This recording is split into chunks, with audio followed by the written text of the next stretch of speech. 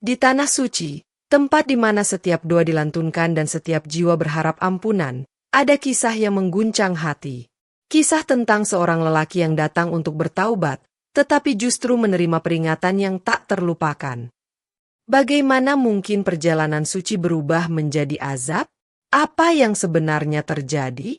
Dan pelajaran apa yang bisa kita ambil dari kejadian ini? Tetap bersama kami hingga akhir cerita ini, karena setiap detiknya penuh dengan hikmah yang bisa mengubah hidup Anda. Kisah dimulai di desa kecil yang berfokus pada seorang kaya raya bernama Pak Jono. Pak Jono bukan sekadar seorang pengusaha besar di desanya. Ia adalah tokoh yang disegani. Dengan rumah besar yang mencolok di ujung desa dan gaya hidup mewah yang ia pertontonkan, Pak Jono menjadi idola bagi banyak orang. Namun, di balik kekayaan itu, ia menyimpan rahasia gelap. Sebagian besar uangnya berasal dari menipu warga desa. Metode Pak Jono sangat licik. Ia menawarkan investasi dengan keuntungan yang terdengar sangat menggiurkan. Bapak Ibu, cukup setor uang. Saya akan mengelola investasi ini di bidang properti dan emas. Keuntungannya bisa 15% per bulan, ujarnya meyakinkan. Warga desa yang kebanyakan hidup pas-pasan akhirnya menyerahkan uang mereka kepada Pak Jono. Termasuk Pak Ridwan, seorang petani tua yang rela menjual sapinya demi ikut investasi. Pak Jono, tolong jaga uang ini baik-baik. Ini semua yang saya punya, kata Pak Ridwan dengan suara penuh harap. Tentu saja, Pak Ridwan. Uang ini aman bersama saya. Bapak tinggal duduk manis, keuntungan akan datang setiap bulan, jawab Pak Jono dengan senyum manis. Namun, bulan berganti bulan, keuntungan yang dijanjikan tidak pernah datang. Ketika warga mulai meminta uang mereka kembali, Pak Jono selalu punya alasan. Pasar sedang turun, Pak Ridwan. Kalau ditarik sekarang, malah rugi. Sabar sedikit, nanti hasilnya besar, ujarnya dengan nada tenang. Namun, dalam hati, Pak Jono tahu bahwa uang itu telah ia gunakan untuk memperkaya dirinya sendiri. Suatu hari, ketika sedang duduk di ruang tamu rumahnya, Pak Jono tiba-tiba berbicara kepada istrinya. Bu Maryam, aku sudah lama ingin naik haji. Tahun ini aku akan berangkat, katanya sambil menyeruput kopi. Bu Maryam, yang tahu sebagian dari sumber kekayaan suaminya, hanya terdiam. Ia tahu bahwa menasihati Pak Jono hanya akan berujung pada pertengkaran. Kalau itu niat Bapak, semoga Allah memberkati perjalanan ini, jawabnya hati-hati. Pak Jono tersenyum. Ia yakin, pergi haji adalah cara untuk menghapus dosa-dosanya. Dalam pikirannya, ia membayangkan kembali ke desa dengan gelar haji, dan semua orang akan memandangnya dengan kagum. Saat mengundang warga untuk syukuran, Pak Jono dengan percaya diri berbicara tentang niat sucinya. Doakan saya, saudara-saudara. Perjalanan ini bukan hanya untuk saya, tapi juga untuk mendoakan desa kita agar selalu diberkahi, ujarnya. Namun, ada bisik-bisik di antara warga. Pakai uang haram, apa Allah mau menerima, kata seorang ibu-ibu kepada temannya. Hari keberangkatan tiba. Pak Jono mengenakan pakaian ihram dengan penuh kebanggaan. Di bandara, ia merasa seperti seorang raja kecil di antara rombongan haji dari desanya. Namun, begitu sampai di Mekah, perasaan itu mulai terguncang. Setiap kali ia melihat Ka'bah, ada rasa cemas yang muncul entah dari mana. Saat berdoa, ia merasa seolah-olah ada yang mengawasi setiap gerak-geriknya. Malam pertama di penginapan, ia bermimpi buruk. Dalam mimpinya, ratusan orang datang mengejarnya. Mereka berteriak, "Kembalikan uang kami. Kau telah mencuri dari kami." Pak Jono terbangun dengan keringat dingin membasahi tubuhnya. Ia mencoba melupakan mimpi itu dan menganggapnya sebagai gangguan biasa. Namun, mimpi serupa terus berulang setiap malam. Kenapa mimpi itu selalu datang? Pikirnya sambil memandangi jendela kamar hotel. Hari itu, Pak Jono bersama rombongan pergi ke Masjidil Haram. Ia berdiri di depan Ka'bah, mengangkat tangannya, dan berdoa dengan khusyuk. Ya Allah, ampunilah segala dosa-dosaku. Bersihkan diriku seperti bayi yang baru lahir. Aku ingin menjadi hamba MU yang lebih baik, ujarnya dengan suara bergetar. Namun, tiba-tiba tangannya terasa berat. Ia membuka matanya dan melihat tangannya mulai memanjang. Astagfirullah, teriak Pak Jono. Orang-orang di sekitarnya melihat kejadian itu dengan mata terbelalak. Tangannya terus memanjang, melingkar-lingkar di lantai masjid, hingga mencapai beberapa meter. Pak Jono berteriak histeris. Ya Allah! Ampuni aku! Jemaah lain mundur menjauh, ketakutan. Beberapa di antaranya mulai berbisik, ini pasti azab dari Allah. Pak Jono dibawa ke rumah sakit. Namun, dokter tidak bisa menjelaskan apa yang terjadi pada tangannya. Ia hanya bisa menangis sepanjang waktu. Saat sendirian di kamar rumah sakit, ia mulai merenungkan semua yang telah ia lakukan. Ia teringat wajah-wajah orang yang pernah ia tipu. Ia teringat janji-janji palsu yang ia buat. Ya Allah, aku telah zalim kepada mereka. Aku telah mengambil hak mereka, gumamnya sambil meneteskan air mata. Pak Jono mulai sadar bahwa ini adalah peringatan dari Allah. Aku harus memperbaiki semua kesalahanku. Aku tidak bisa lari dari ini lagi, pikirnya. Pak Jono memutuskan untuk pulang lebih awal. Sesampainya di desa, ia langsung mengundang warga untuk berkumpul di rumahnya. Dengan tangan yang masih memanjang, ia berdiri di hadapan mereka. Saudara-saudaraku, aku telah melakukan kesalahan besar. Aku telah menipu kalian semua. Aku mohon ampun, katanya sambil menangis. Warga terdiam. Beberapa di antaranya terlihat marah, sementara yang lain hanya bisa menatap tangannya yang memanjang dengan rasa iba. Saya akan menjual semua harta saya untuk mengembalikan uang kalian.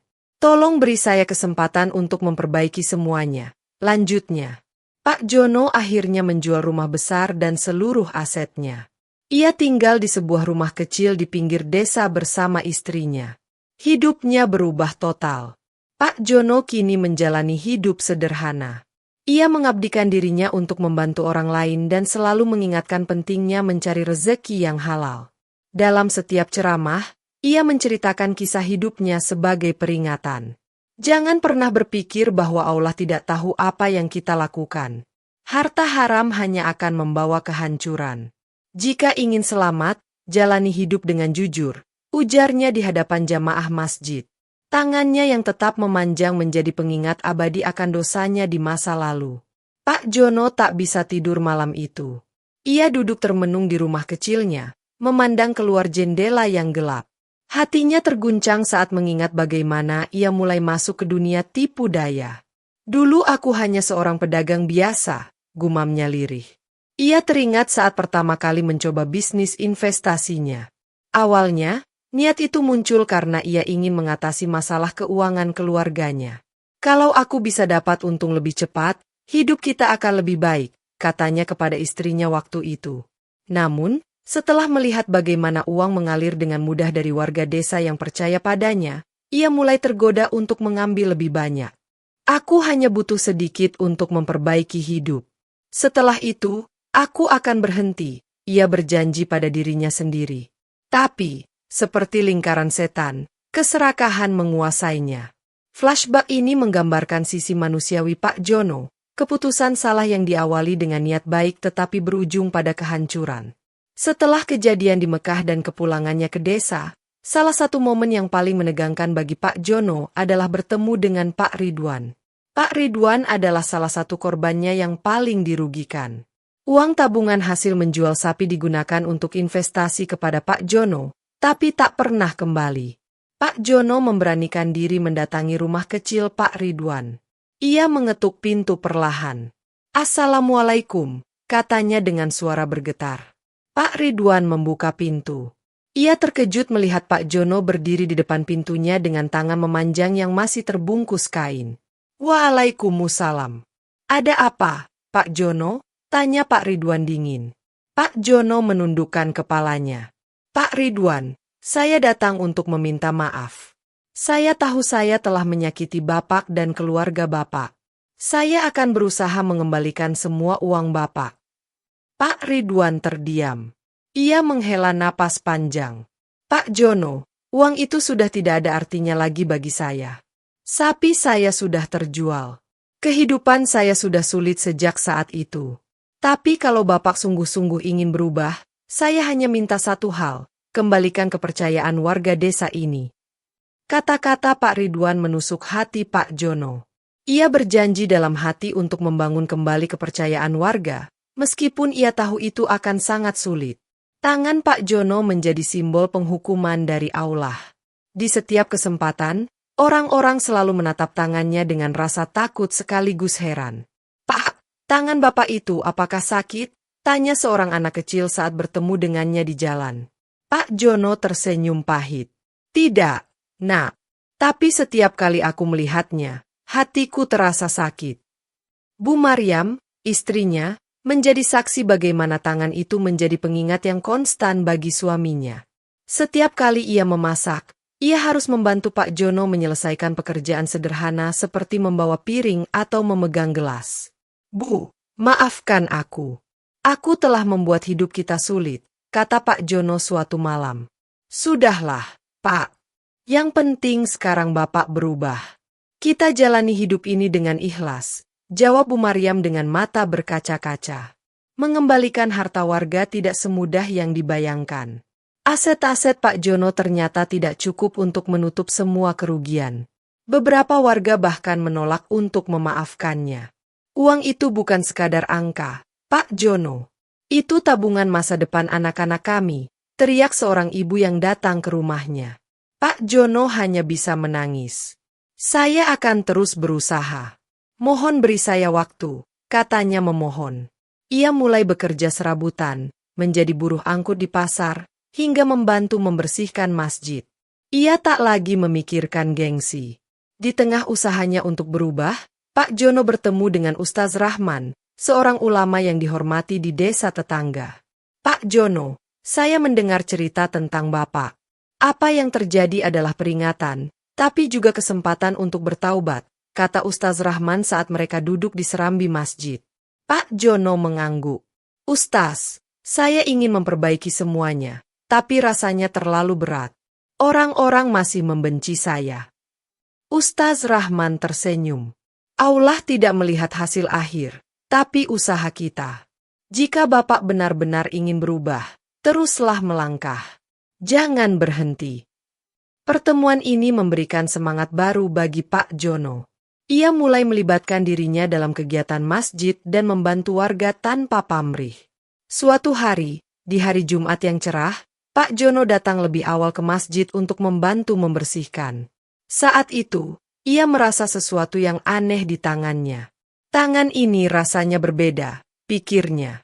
Ketika ia melihatnya, tangan itu mulai kembali ke ukuran normal perlahan-lahan. Ia terkejut dan langsung bersujud syukur.